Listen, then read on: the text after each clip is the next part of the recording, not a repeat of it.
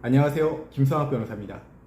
저는 제주 이혼 변호사로서 수많은 이혼 사건의 변론을 성공적으로 수행해왔으며 현재 다수의 이혼 사건을 수임하여 변론하고 있습니다.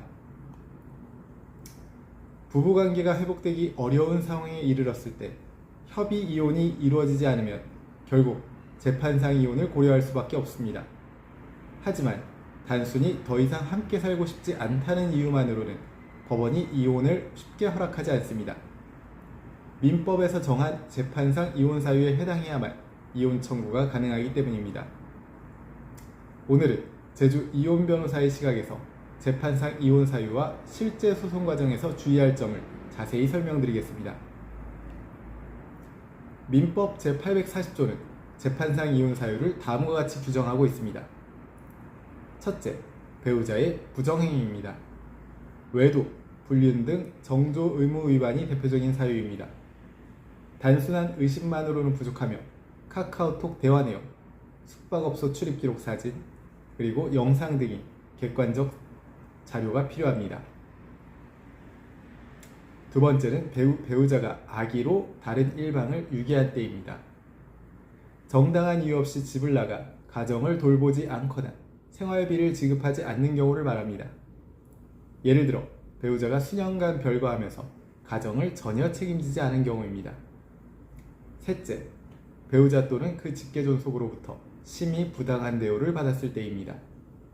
배우자뿐 아니라 시부모, 장인, 장모 등 직계존속으로부터 지속적인 폭언, 폭행, 모욕을 당한 경우입니다.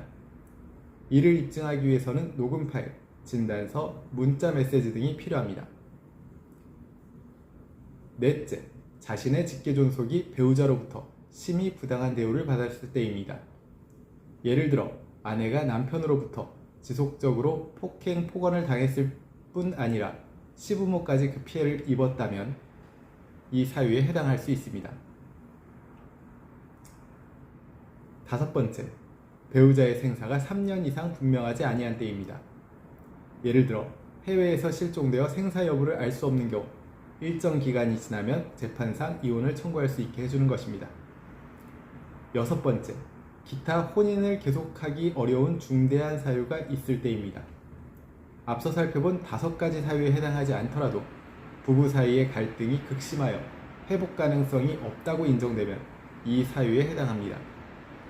대표적으로는 알코올 중독, 도박 중독, 심각한 성격 차이, 경제적 무책임 등이 있습니다. 재판상 이혼은 단순한 주장만으로 성립하지 않습니다. 법원은 언제나 입증 가능한 증거를 요구합니다.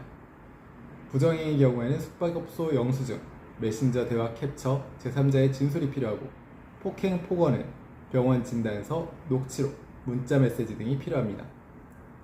경제적 무책임의 경우에도 급여 내역, 금융거래 내역, 채무증빙 등을 통해 입증해야만 합니다. 따라서 소송을 준비하는 단계에서부터 체계적으로 증거를 수집하는 것이 무엇보다 중요합니다. 현재 이혼 사건에 대한 법률적 도움이 필요하시다면 언제든지 제주 이혼 변호사 김성학 법률사무소를 찾아주시면 신속, 정확한 해법을 제시해드리겠습니다.